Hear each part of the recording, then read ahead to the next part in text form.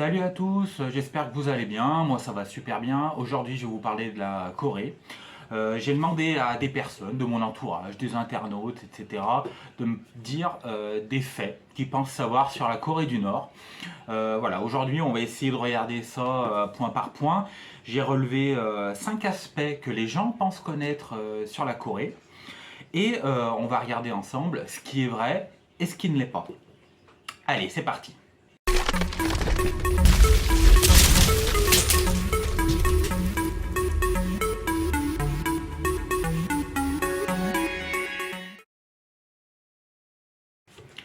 Numéro 1, en Corée, il n'y a rien à manger. Alors c'est strictement faux, il faut savoir qu'en Corée, les Coréens mangent. C'est pas un pays extrêmement pauvre. C'est un pays qui essaie de s'autosuffire, c'est-à-dire qui essaie de tout produire par lui-même. On verra ça, c'est en rapport avec l'idéologie officielle du régime, le Juche.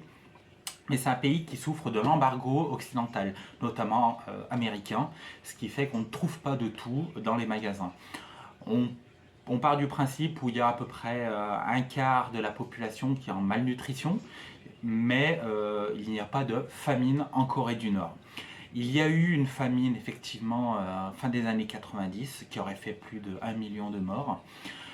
Cette famine est due en fait à l'effondrement du bloc communiste, la disparition de l'URSS. Du coup, la Corée s'est retrouvée isolée de ce fait, plus l'embargo américain. Voilà, il y a eu une famine en Corée du Nord. Mais actuellement, les Coréens vivent bien, bien mieux, et on trouve, enfin, arrivent à manger correctement. Numéro 2, le Coca-Cola est interdit en Corée du Nord. Alors, c'est pas qu'il est interdit, c'est la marque Coca-Cola n'est pas commercialisée dans le nord du pays, pour la simple et bonne raison que c'est une marque américaine et que les États-Unis et la Corée du Nord n'entretiennent pas de relations diplomatiques. Les relations commerciales sont quasiment inexistantes du fait que les États-Unis ont un embargo sur la Corée du Nord économique et du coup les relations diplomatiques sont très tendues entre les deux pays. Donc on ne trouve pas de Coca-Cola effectivement en Corée du Nord, mais on trouve du cola, sans la marque en Corée du Nord bien sûr, un peu comme Leipzig qu'il y avait en République démocratique allemande, qui était un petit peu le Coca-Cola est-allemand. Numéro 3, la Corée du Nord veut la guerre. Alors non, le gouvernement nord-coréen ne souhaite pas la guerre. La Corée, c'est un pays pacifiste, humaniste, socialiste. C'est-à-dire qu'elle prône la paix entre les peuples. Alors, vous allez me dire, mais pourquoi elle développe l'arme nucléaire? Ça n'a aucun sens. Alors, la Corée du Nord souhaite l'arme nucléaire pour la simple et bonne raison que les États-Unis n'ont jamais attaqué un pays qui détenait l'arme nucléaire. Donc c'est une arme de dissuasion. La Corée veut en fait la stabilité du système socialiste de la moitié nord, prioritairement. Ensuite, elle souhaite la réunification pacifiste de la Corée. Alors vous allez me dire, oui, mais bon, il y a eu la guerre de Corée de 1950 à 1953. C'est vrai.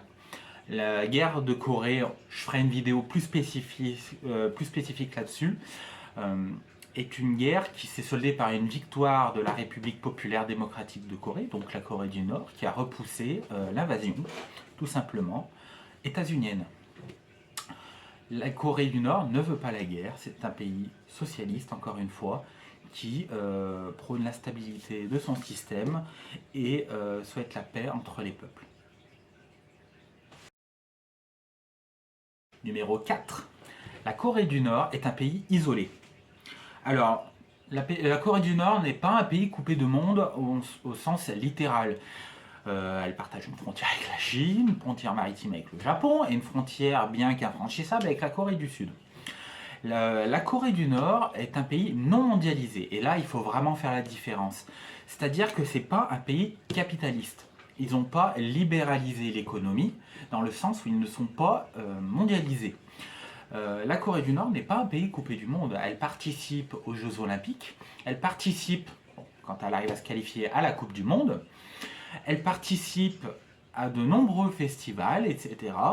Il faut savoir qu'il y a le marathon international de Pyongyang qui est organisé chaque année dans la capitale coréenne. Il faut savoir aussi qu'il y a le festival international du film coréen qui est organisé chaque année à Pyongyang et des films étrangers sont diffusés dans la capitale coréenne. Donc ce n'est pas un pays isolé. Il faut savoir aussi qu'il y a des concerts qui se font en Corée du Nord de pays étrangers. Ce n'est pas un pays coupé du monde, c'est un pays qui est fermé, qui est non mondialisé, mais qui culturellement est très ouvert en fait. Et ça, la propagande occidentale a tendance à dire le contraire. Mais c'est un pays qui est très très très ouvert. Numéro 5, la Corée du Nord est une dictature. Alors non, la Corée du Nord n'est pas une dictature, c'est une république. Selon la constitution de 1948, c'est la République populaire démocratique de Corée, un État socialiste souverain qui représente tous les intérêts du peuple coréen. La Corée du Nord, vous allez me dire, mais elle a été dirigée par Kim Il-sung, son fils Kim Jong-il et Kim Jong-un actuellement. Alors, ça peut paraître monarchique tout ça. La Corée du Nord n'est pas une monarchie. La Corée du Nord, le peuple coréen a choisi d'élire la lignée du mont Paektu. C'est-à-dire que Kim Il-sung, fondateur de la République populaire démocratique de Corée, a été élu démocratiquement. Kim Jong-il, son successeur, a été désigné comme dirigeant par le peuple coréen. Et Kim Jong-un, actuellement, est élu dirigeant par le peuple coréen. Le Parti du travail de Corée, qui prône un peu la lignée du mont Paektu à la tête de l'État, a été conduit au pouvoir par les Coréens. Et actuellement est le parti qui représente majoritairement l'Assemblée populaire suprême de la République. C'est un peu l'équivalent de notre Assemblée nationale à nous, si vous voulez. Il n'y a pas beaucoup de partis politiques en Corée du Nord, pour la simple et bonne raison que les partis politiques doivent, d'une part, être républicains, défendre le système socialiste coréen et le marxisme-léninisme. Donc au total, il y a 3 partis politiques en Corée du Nord, dont le principal est le Parti du travail de Corée, parti qui a été conduit au pouvoir et qui est toujours conduit au pouvoir par le peuple coréen. Les Coréens ont un droit de vote, hommes et femmes, au suffrage universel direct à bulletin secret, depuis 1948. C'est une avancée démocratique que la Corée peut être fière puisque c'était une monarchie et entre-temps une colonie japonaise dont les Japonais ont été particulièrement je vais dire méchants avec les Coréens, mais ça fera l'objet d'une autre vidéo. Je tiens à préciser que le Japon actuel ne ressemble en rien avec le Japon impérialiste qui a été. Voilà, donc pour en revenir, la Corée du Nord, non, n'est pas une dictature, c'est un État socialiste, marxiste-léniniste. D'ailleurs, lors du 8e congrès du Parti du travail de Corée, qui s'est tenu en 2021, le secrétaire général Kim Jong-un a bien rappelé que le Parti du travail de Corée était d'obédience marxiste-léniniste. Et l'idéologie Juche, qui est l'idéologie officielle de l'État coréen et du peuple coréen, est, selon le président Kim Il-sung, donc fondateur de la République populaire démocratique de Corée, la continuité du marxisme-léninisme. Voilà, j'en ai fini pour cette vidéo. Écoutez, je tiens à préciser que je ne suis ni membre du Parti du travail de Corée, ni membre de l'État nord-coréen, et que je n'ai rien à voir avec Pyongyang. Je suis juste un passionné de la culture coréenne, et quand je dis la Corée, je parle bien évidemment de toute la Corée, que ce soit le nord ou le sud, qui pour moi est un seul et même pays qui doit être réunifié, du coup. Voilà. Je tiens à saluer aussi et à féliciter l'équipe sud-coréenne qui est arrivée jusqu'au 8e de finale de la Coupe du Monde, malgré une lourde défaite contre le Brésil.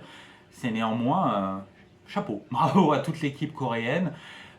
On sera toujours derrière vous, que ce soit derrière les Tigres de Corée du Sud ou derrière les Cholima de Corée du Nord. Voilà, je vous dis à très bientôt et à très vite pour une nouvelle vidéo. Salut!